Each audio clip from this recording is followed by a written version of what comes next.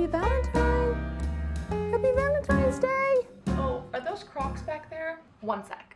These are our garden Crocs. Better? Better? Better? Where are you going? Oh, you don't want to hear it?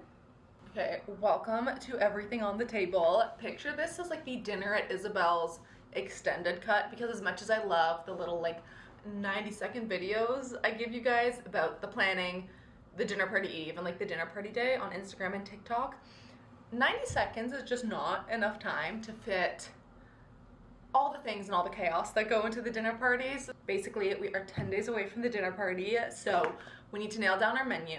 We need to invite the guests, which I actually already did. That's the one thing that I have done. I need to plan out the decor, figure out what we're doing with the tablescape. That's like kind of part of decor, but I need to like actually look through my cupboards and figure out what plates do we have, what do I need to DIY, if anything, and then we have to host the damn thing. So step one was the theme, which is going to be made with love. We are doing a Valentine's Day party this year. This is actually the first time we'll have ever done something Valentine's Day, because last February is when we moved into this house, and I wanted the February dinner party to be a housewarming party, so we didn't do Valentine's last year, so this will be the first one. So the idea behind the theme, Made with Love, is it's everything handmade and homemade. Picture classic homey food in the way of like things that aren't necessarily always the most difficult to make, but take a long time to make, like homemade bread, homemade pasta, a braised red sauce, that type of thing. You know, it's something that you have to invest some time in, aka made with love. Now that you know the theme, we need to finish nailing down this menu, so let's start by getting inspired.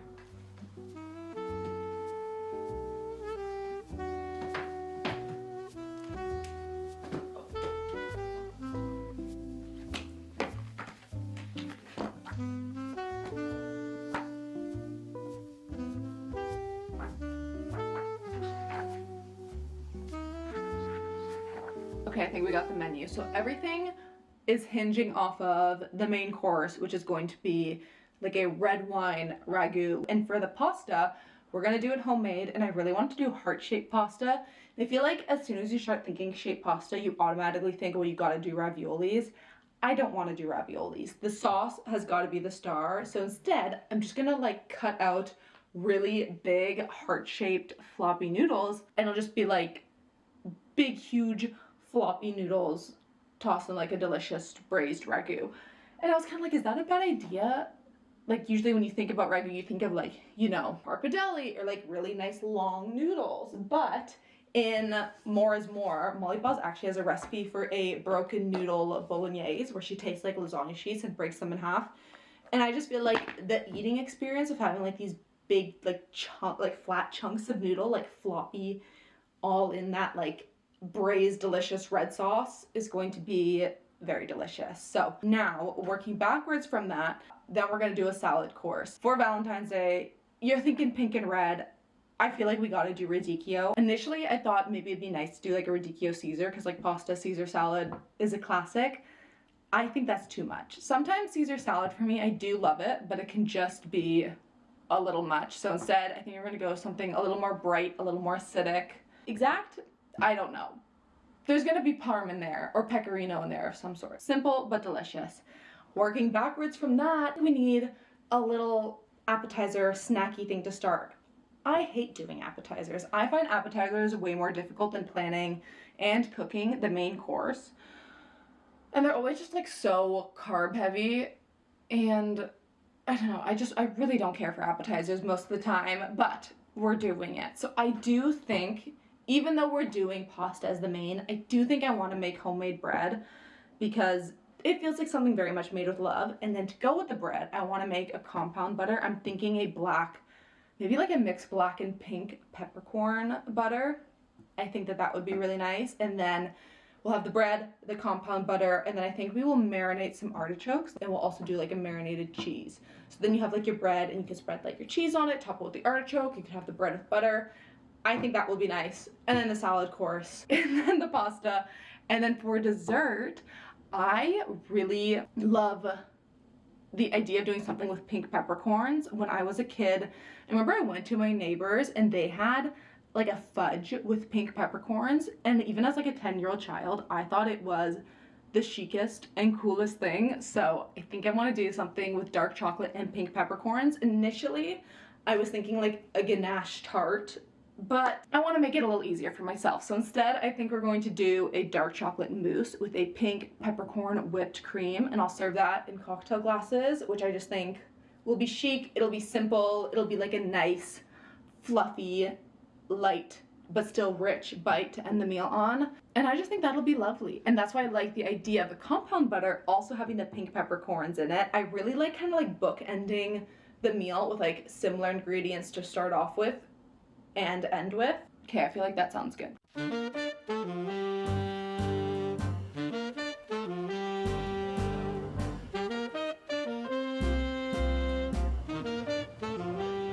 Okay, so I went to the dollar store because I've been trying to teeter this fine line of like, okay, Valentine's Day is obviously like a very like kitschy holiday, but I'm like, okay, I want it like chic, but also I feel like it does need to have some element of kitsch in it. So I found this at the dollar store.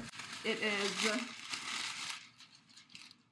like a big, no, not a big, but like a curtain type thing meant to hang in the door, but instead I'm going to mount it to the ceiling, I think. So imagine this swooped from the ceiling, right? And then on the table, instead of like your typical tablecloth, I'm going to be using some old curtains from my old apartment, and we're going to use that and like kind of like ruffle them in lieu of a tablecloth. And then this cute little floral and bow red runner down the center.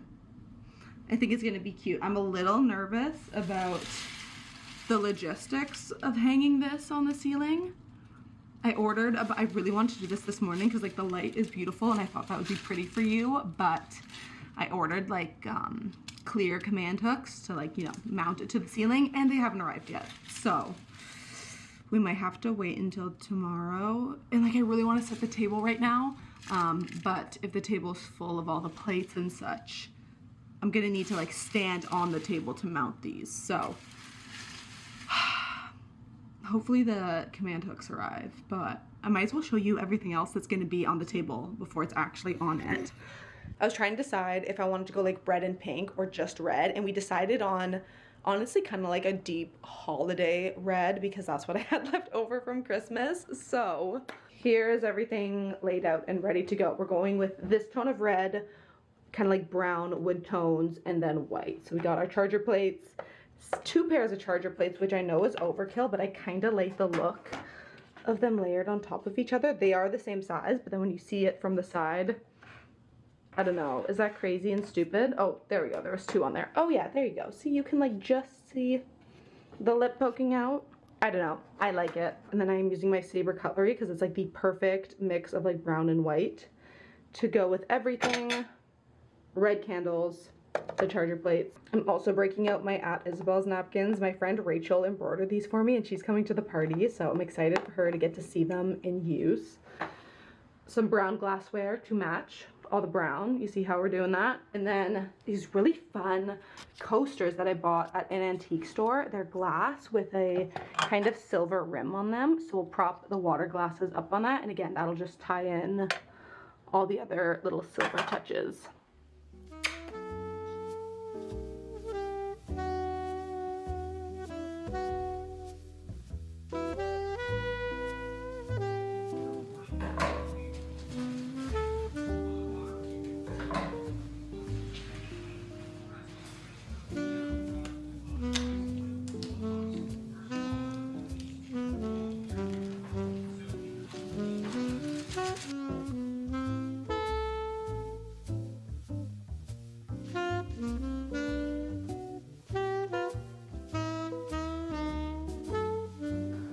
At least that's what.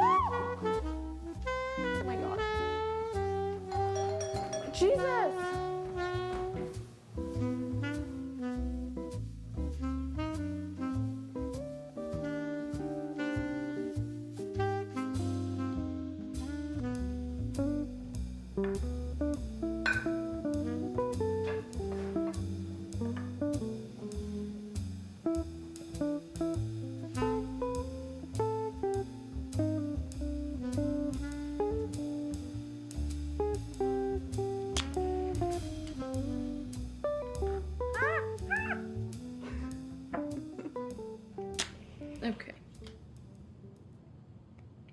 Kate, you're just gonna have to pardon the lips and the no makeup, but I'm doing little like love letters, Valentines, to put at each place card. So I hand wrote letters to all my friends, and so I wanted to have fun with the envelope, and I've been trying to figure out an aesthetic way to kiss the envelopes.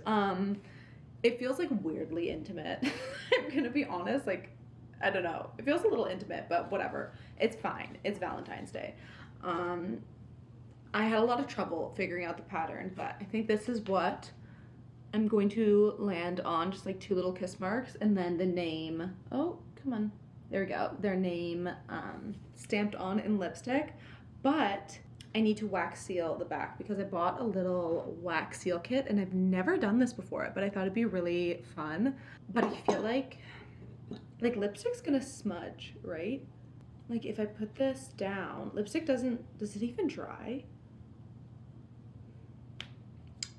I might not have thought that one through. Smudge, if I do that, I think it's okay. I think it'll be okay.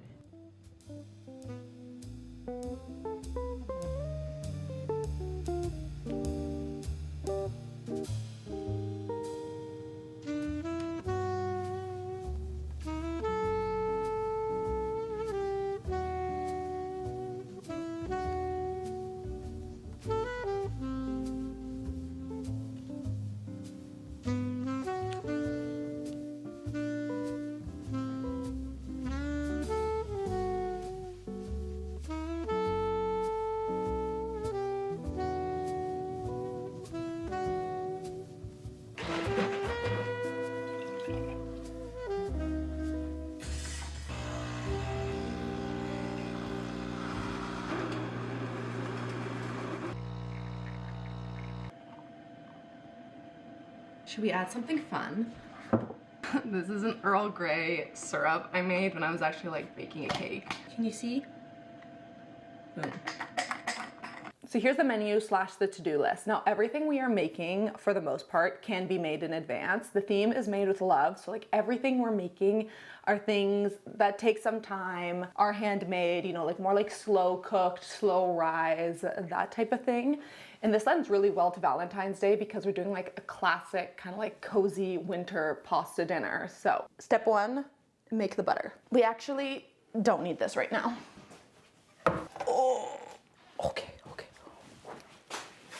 Now making butter is very easy. It's a little bit silly. Like I really don't need to be doing this, but it just kind of felt on theme and it felt kind of perfect. And I thought it'd be really cute to give everyone little homemade compound butter party favors to take home. I think we'll probably whip both of these into butter. And all you do is you just add the whipping cream and mix it until it becomes like butter and buttermilk. And then we're just gonna rinse it, and then we're gonna salt it, and then we're gonna toast the peppercorns, grind the peppercorns, and add it into the butter.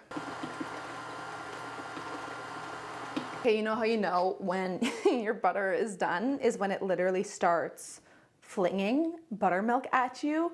As much as you can try to cover up any of the little openings, like it will find a way. It will find a way to hit you, and it will find a way to make a mess. Everyone just likes to say, oh, it's like so nice and easy and romantic and homey. Those people are wrong. So now we have, oh gosh, oh no, okay. All the butter solids that have separated out from the buttermilk. So now we're just going to strain it, rinse it. And yeah, you just rinse it with water because the fat avoids the water, and then we'll have our butter.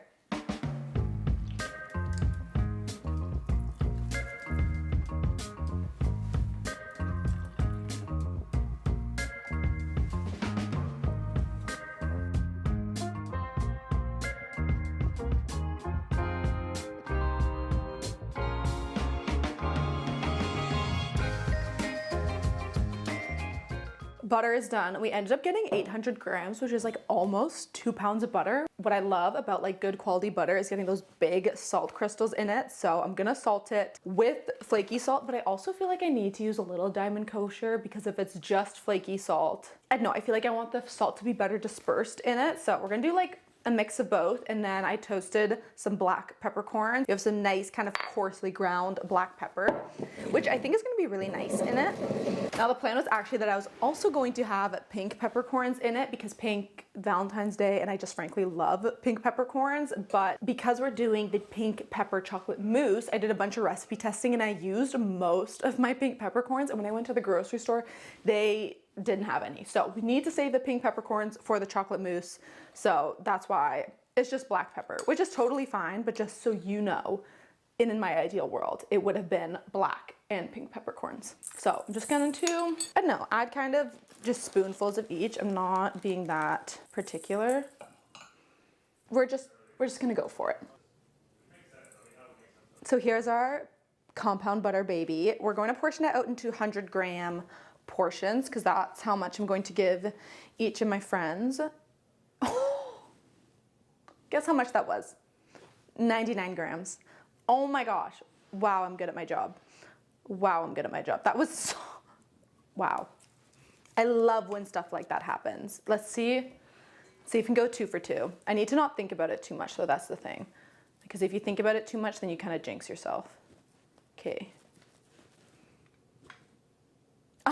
102, a little over, but hey, and just that, I just pinched off 2 grams. Maybe that's common and that's not that impressive, but it is impressive to me. The remaining 200 grams we're gonna keep for the party, but then with each of these little pre-portioned bits, I'm going to mold them into little hearts, and then we'll freeze them, unmold them, wrap them in wax paper. I really want to seal them with like a wax seal and have that as like how they're packaged. I think that'll be so cute and precious. So I think we're just gonna, yeah, like squeeze it in.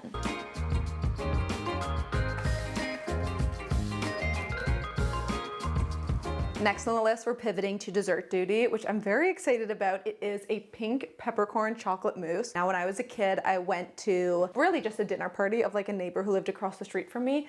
And the only thing I remember about that party is a pink peppercorn fudge. And as a child, I thought that was the most perfect thing and my mind was blown.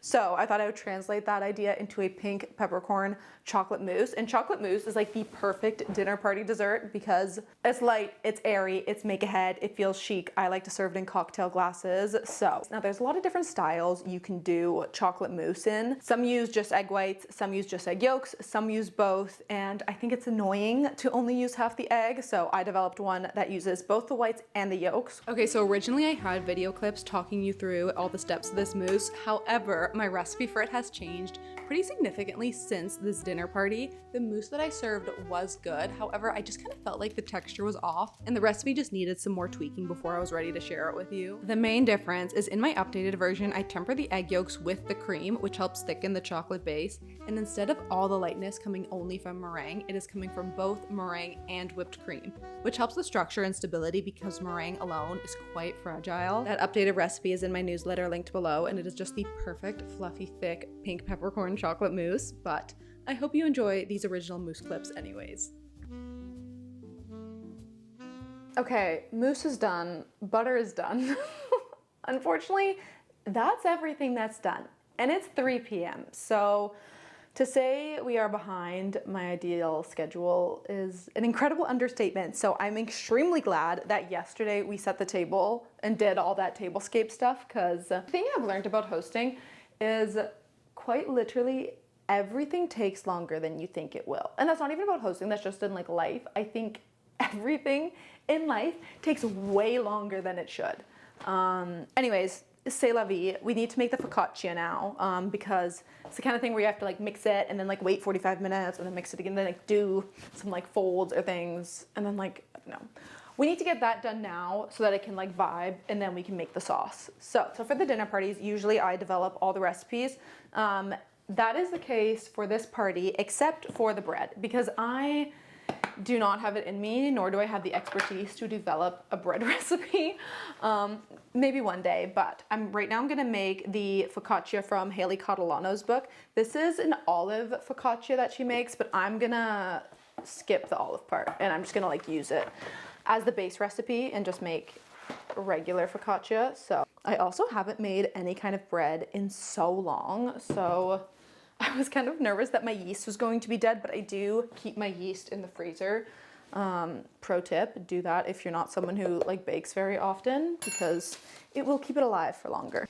The amount of salt I go through is slightly concerning. I think every single dinner party I always have to do a restock of my salt crock. Okay, salt.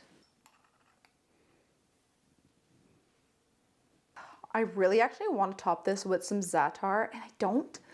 I have to check my spice cupboard, but I'm pretty sure I'm out because there is a restaurant in New York and it's called Demo. And every time I go to New York, which I mean isn't that often, but anytime me and Aaron go, I always go there and I get their focaccia. They're like house-made focaccia and it's topped with za'atar and it's like the best bread in the world. It's also just one of those restaurants that has just the best cozy vibes, which to me, as much as the food at a restaurant is important, if it's like a date night, like the vibes and the atmosphere, I would almost say is just as important. Also, I'm like so tempted to make a double batch of this, but I always make too much food. It's only 6 of us too.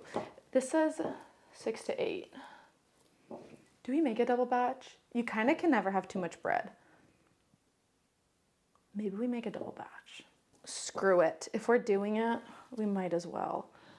That's so annoying. It's just like, it would have been so easy to just make a double batch to begin with. And now, okay, wait, we'll put this in there. See, I always do crap like this. Okay, double batch of dough is done. I'm just gonna let this rest for about an hour or so, and then we're gonna come back, do some stretches and folds. Okay, so now it's time to make the star of the evening, which is going to be a red wine fennel pork shoulder ragu. So here's the thing. I knew I wanted to do pasta because one, I've actually never done pasta for a dinner party, mostly because I actually think pasta is a bit of an intermediate, more advanced dish to do for a dinner party. Or it's really good to do if you're having like a smaller group of people and like everyone's hanging out in the kitchen. But if you have like a larger group, it's kind of difficult because you can't fully prep the components in advance. Sure, you can make the sauce in advance, but the time to boil pasta and then really emulsify the sauce and like bring it all together is gonna take like 15 or so, at least, minutes out of the, like, you know, your time with your guests where you're gonna have to be in the kitchen. So that's why I actually don't typically think of pasta as a dinner party food. Great for like an intimate evening with friends, but it's only gonna be 6 of us total, including myself, at dinner. So it's a bit of a smaller group, and I'm also making it with fresh pasta, which is a lot faster to cook. When I was trying to decide what type of pasta I wanted to make, I knew I wanted to be some type of like, ooh, oven's ready. I knew I wanted to be some type of like slow cooked, delicious, meaty ragu. Now, when you look up anything like that, or just winter pastas in general, the number one thing that I find is red wine short ribs, like a red wine short rib pasta, which, as much as that is delicious, have you seen the cost of short ribs? Astronomical. So I went to Costco and I think it was 3 pounds of short ribs was $70.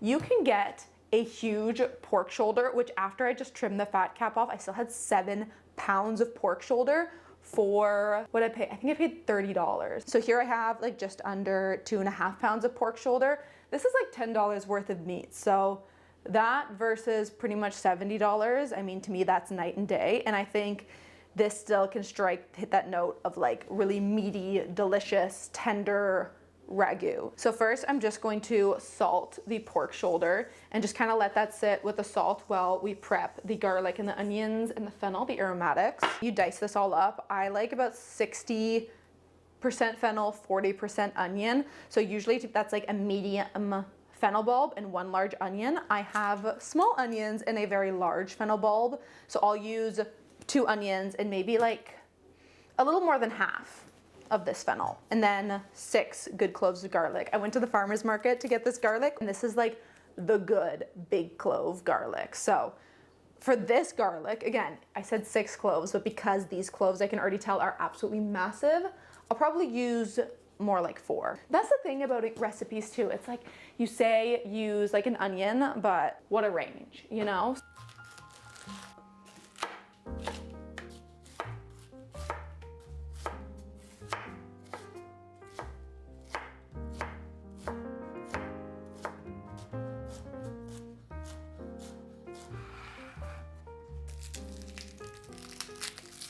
Look at how big that is. It's huge.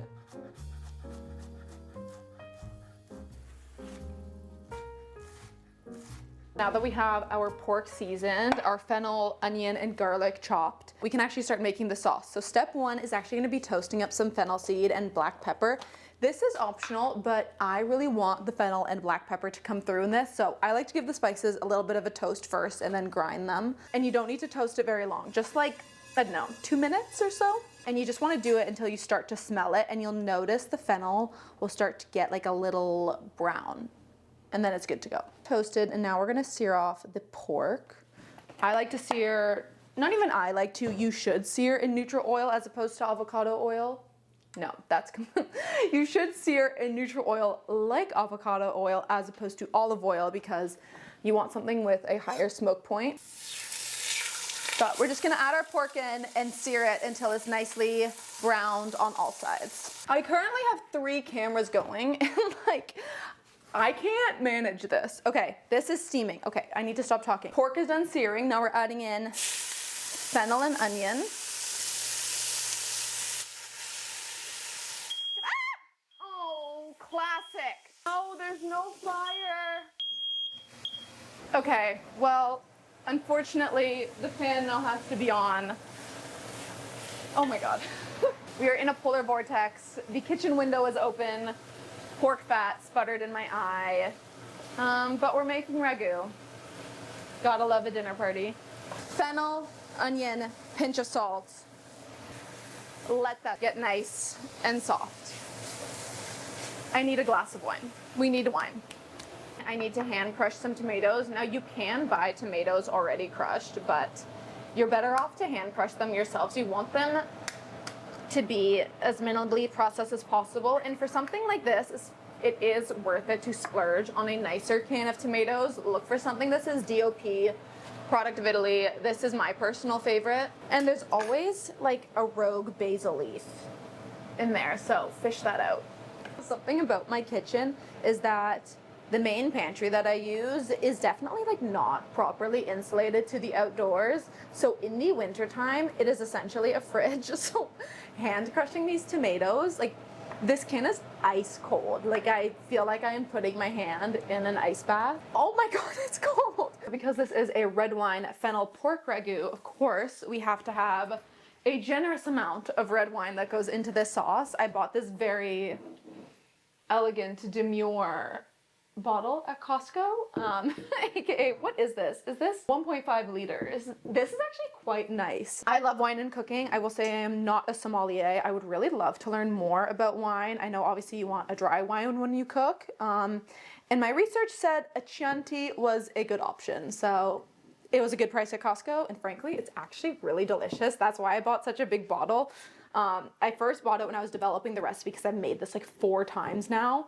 And so I was like, okay, well, I need a big bottle to develop, but I actually really like this wine. So please don't mess up. I need to stir this. Boom. And then you step it. So smooth. Wow. I always feel really impressed with myself, an adult, when I open a bottle of wine nicely. I need a measuring cup. Where are you? We're not adding this in just yet. I just want it ready to go. So we need 2 cups. This is a generous amount of wine, okay? Like this is a generous amount of wine for a sauce. So I know a lot of people who like wine in their cooking will just like add more. I've added more. Like this is me adding more. It does feel like a crime to cook without wine and not have a glass. So cheers to the chaos. The thing I don't like about YouTube is this really exposes the state of my kitchen. Like when I shoot on iPhone, I can kind of hide the mess, but this, you see the whole room. Whatever. I'm not perfect, are you? Maybe. Onions, fennel are very nice and soft. Now we're going to add in I was gonna say now we're gonna add in our garlic. In the chaos of that fire alarm going off, I added in the garlic at the same time with the onions and fennel, which is honestly like totally fine. I usually just add the garlic in a little bit later just because I find I like No, sometimes I find garlic can just brown a little too quickly depending on your temperature, as opposed to like the onions and the fennel, which I feel like you can really take the time to cook out. Sometimes I like to cook the garlic for a little less long. So now we need 2 tablespoons of tomato paste. I don't know where my tablespoon measurement is, so I'm just gonna eyeball it. That was a lot. That's probably, no, that looks good actually. And then you just want to cook this out until the tomato paste goes from like this really vibrant red to a much darker, deep kind of brick red. And then we will deglaze with the wine. This is also the time when I like to add in around half of the like fennel and black pepper mix and then just cook out that tomato paste.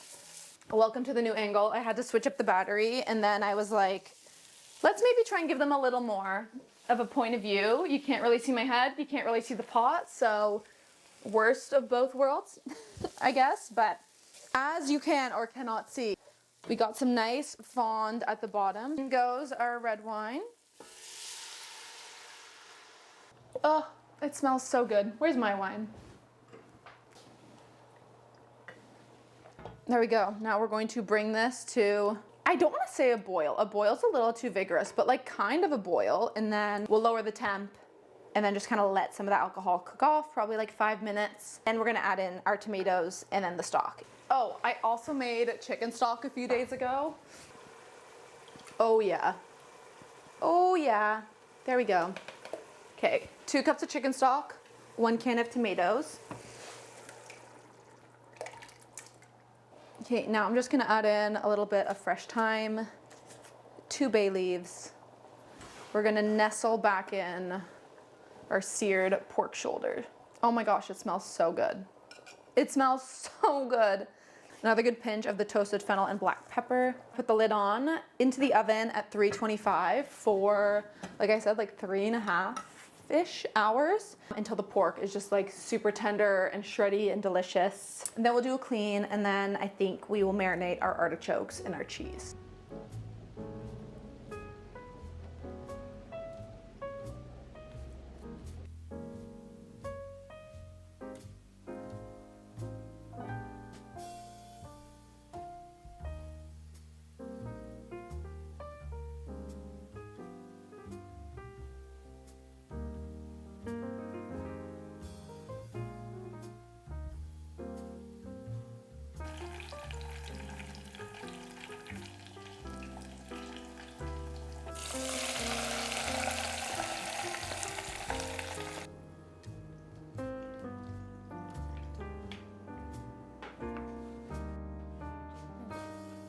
Do you want to try? So, you pickled these? It's not pickled, it's marinated.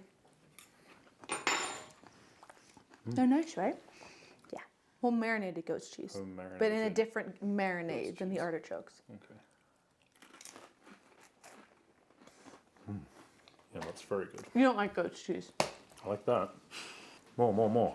The oil's so good. Yeah. What type of oil? Well, they're both different. The goat cheese one has pink peppercorns, fennel, garlic, lemon zest, black pepper, and chili flake, I think. And then the artichoke is black pepper, bay leaf, orange, shallot. And I think there's something else, but I don't remember. Which is your favorite? I couldn't tell with the marinades, but I like goat cheese is my I feel favorite. like I have to try them again just to be sure. I do. No. I can't remember. No! Appetizers are done. The sauce is almost done braising in the oven. Dessert is done. So now we can unmold our little peppercorn butter heart party favors. I have a good feeling about this. I just really hope I didn't pack the butter in so much to a point where it kind of ruined the heart shape. Okay, I mean, it's vaguely looks like a heart. Oh, that one's better. Yeah, that one's a lot better. Oh, that's so cute.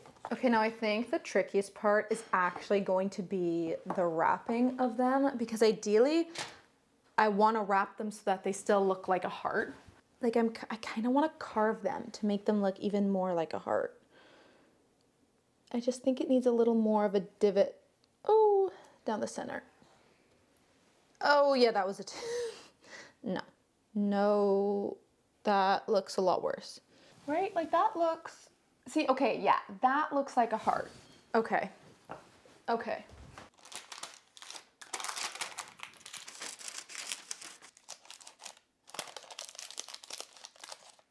The butter is wrapped. Frankly, I couldn't film it because I struggled with it so much. I was just getting so angry. It took me an hour and they don't look good. I don't want to talk about it. You'll see it tomorrow. But our ragu is done in the oven. The pork shoulder is so impossibly just like shreddy and falling apart. Like I can barely even take it out of the pot to shred it.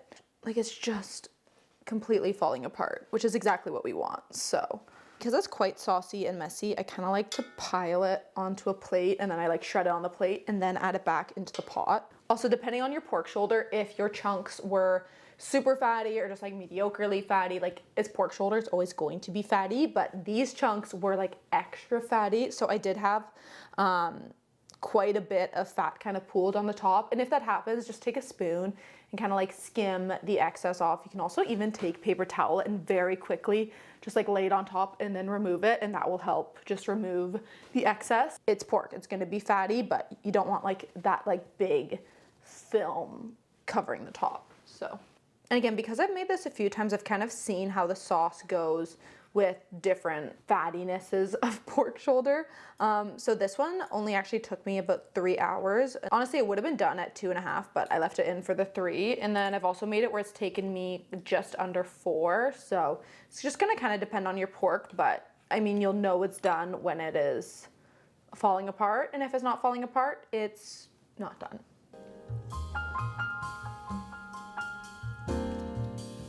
So, slight change of plans.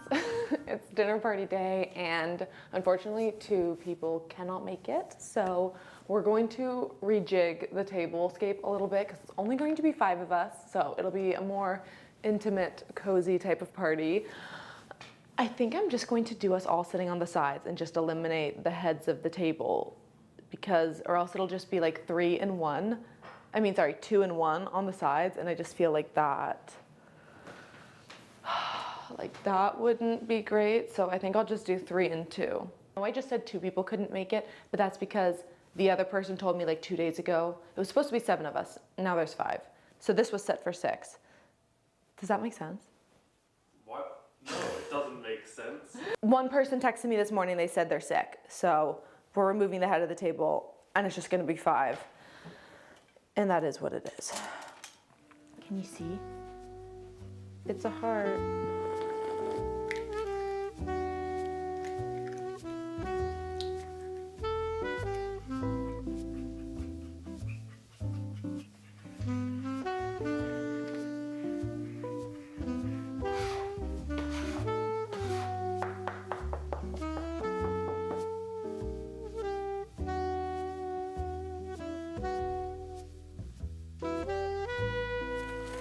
The pasta dough is such a satisfying color because of how yellow those egg yolks were.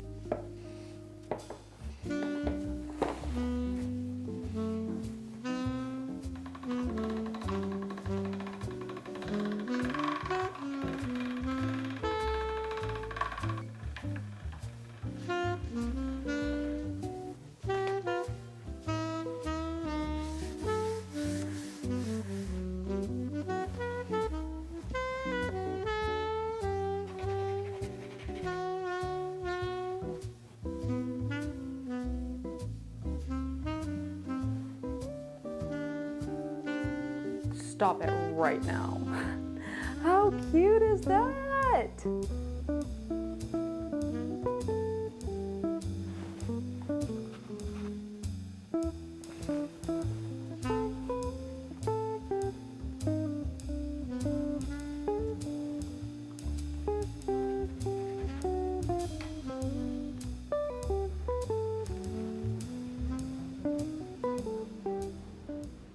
Now initially I was gonna do a Caesar, but sometimes I find a Caesar just a little bit heavy and like that oily feeling, even when it's cut with enough acid, sometimes I feel like there's still this film of like grease on my tongue. Maybe I just haven't been having very good Caesars, but I wanted to like hit the notes of a Caesar without the kind of heavy, creamy aspect of it because we're having such a rich pasta dish. So we're doing like an anchovy Parmesan radicchio salad. So it'll be bitter. It'll still have like that salty richness from the anchovies and the Parmesan, and it's delicious, frankly. So I bought a big fresh block of parm for the occasion. We're going to do, oh, and I'm adding almonds to it. The almonds add a really nice kind of crunch and like a little bit of a, I want to say creaminess, if that makes sense, like the way a nut can be creamy. Also, if you are not already saving all your Parmesan rind, please, please, please do so. I always have a bag in the freezer of Parmesan rind, so as you get closer to the rind, just put in a little Ziploc or something and in the freezer, a little secret weapon that you can have sitting in your freezer, especially for like soups or brothy beans, sauces. I love Parmesan rind. First things first, I think we gotta have a little snack. Oh, I love parm. I love it. Now for the strips for the salad, I really like to use just a peeler like this. Now we just need to make the dressing. This is, like I said, an anchovy dressing. So we're gonna get 3 to 4 oil-packed anchovies. And with the anchovies, you're gonna chop them really small, and then we're gonna use the side of the knife to like smush them into kind of a paste. Maybe doesn't sound appetizing, but I promise you, it is delicious. Okay, we'll also do 1 shallot. This is kind of a big shallot. I think I'm just gonna use half of it. That's why. It has another, can you see? It has another like little baby shallot growing inside. Just nice and small. Then just gather up your shallot, put it in a little fine mesh sieve. Okay, rinse under some nice cold water. You know, for our acid, we're going to juice some lemons. And I usually like to mix different types of acids. So that means I won't do like all lemon, or I won't do just vinegar. I like to do like half the quantity as like 1 type and half the quantity as 2. Sometimes that's 2 vinegars, but in this case, it'll be half lemon juice and half. Ideally, it was gonna be red wine vinegar, but I'm out. So I think we'll just do some apple cider. You know, if you have stuff like that in your pantry, just like all these different vinegars, it's a fun time to get to use it. I think it's in Molly Boz's Cook This book. She talks about layering different vinegars, and it just gives a little something to your dressing when you layer different types.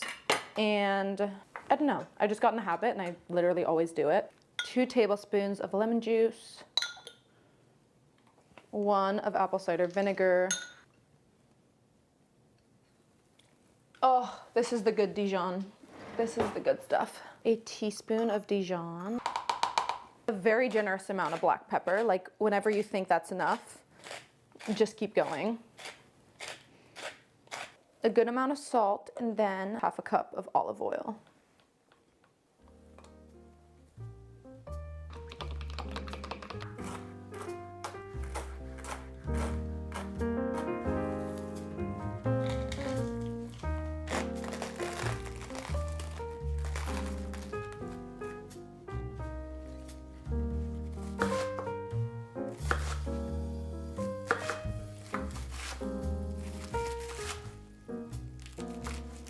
One of my most frequently asked questions is all about like, how do I prep things in advance? And I feel like the salad is a really good example.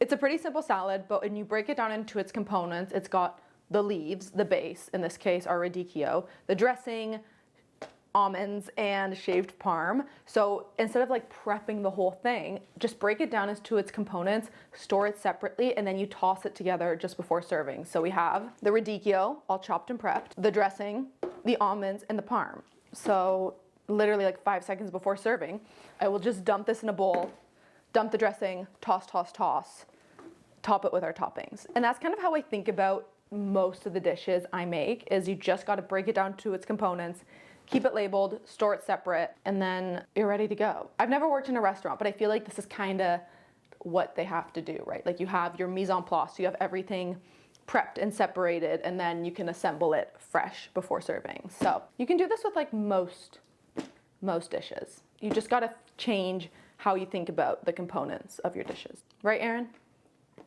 I have a question. When you toss the salad,